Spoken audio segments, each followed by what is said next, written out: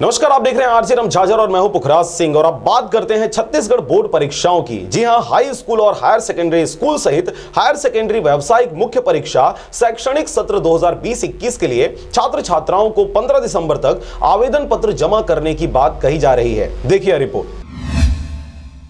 Corona महामारी और lockdown की वजह से छत्तीसगढ़ में शिक्षा व्यवस्था चरमरा सी गई है। फिर भी जैसे तैसे परीक्षाओं को हर चरण में पूरा किया गया और अब समय है नई कक्षाओं और परीक्षाओं का। इसी को ध्यान में रखते हुए छत्तीसगढ़ माध्यमिक शिक्षा मंडल के द्वारा उन छात्रों के लिए जो अपनी पढ़ाई आगे जारी रखना चाहते हैं 15 दिसंबर तक आवेदन जमा करने को कहा गया है। इस दौरान शैक्षणिक सत्र 2020-21 के लिए स्वाध्याय और अवसर परीक्षा के लिए विलंब शुल्क के साथ 31 दिसंबर तक आवेदन पत्र जमा किया जा सकता है। छत्तीसगढ़ माध्यमिक शिक्षा मंडल के सचिव प्रोफेसर डी.के. गोयल ने यह जानकारी देते हुए बताया कि आवेदन पत्र मंडल की वेबसाइट www.cgbse.in पर ऑनलाइन जमा किए जाएंगे। पिछले वर्ष के अनुसार ही जस की तस इस बार भी फीस निर्धारित की गई है।